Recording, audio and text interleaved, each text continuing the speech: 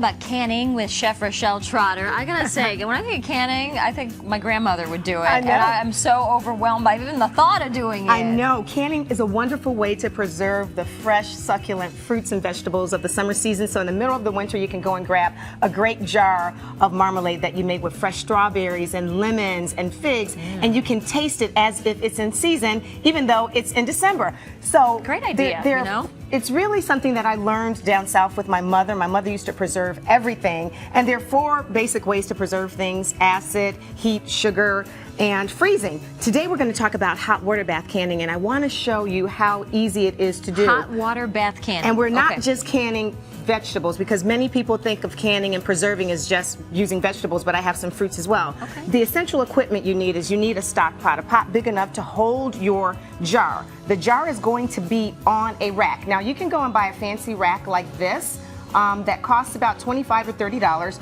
or I looked on the internet and you can actually make one just using twisty ties from a store and leftover bands. Oh, what a good idea. That'll fit in there. So then you put your, and you have to have hot water in there. You would then have your hot fluid, whatever it is you're making. I've canned asparagus, green tomatoes, figs and lemons, and actually a corn relish. Whatever you put inside of the jar has to be hot, okay? Fantastic. Hot into hot onto a rack, okay? And you're using the funnel to put it inside of there. When you get ready to lift it out, you're going to use this fancy thing called a jar lifter. And this is just a magnet to pull your lids up out of the hot water. You have to sterilize everything, your jars, your lids, everything when you're canning.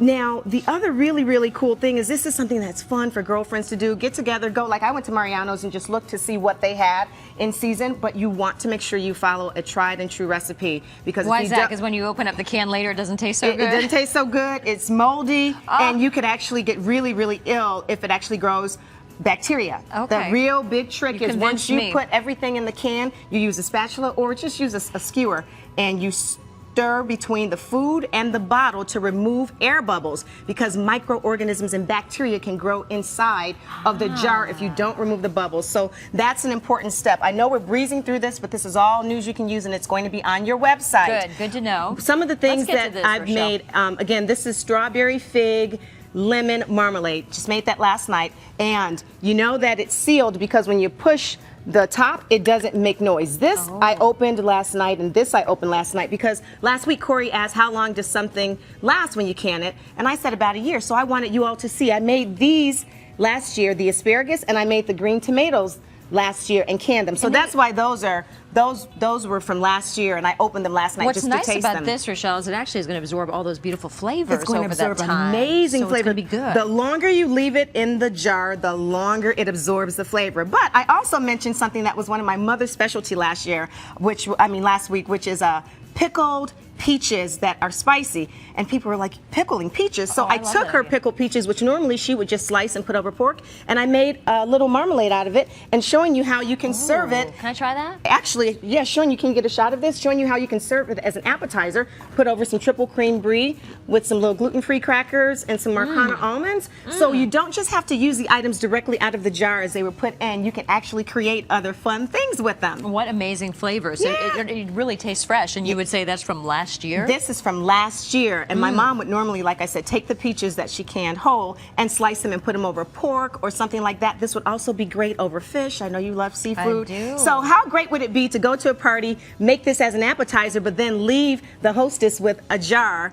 of the homemade marmalade. Plus, we always talk about buying locally and buying fresh and that kind of thing, but then in the wintertime, it's pretty scarce around here. It is pretty scarce around here. You have the Green City Market, but the wonderful thing is also this is so economical. Like that corn relish down there at the end, right? That probably cost about $5, $6 all in to make that entire jar. That'll feed a family of 4. Great with barbecue or anything that's roasted. If you go to a large grocery store and you buy something like that, you're going to look at paying $20, $25. So this is a very economical way to do things, and you don't need a wine cellar or a cold storage room. My mom stored things in the basement or in the back of the closet.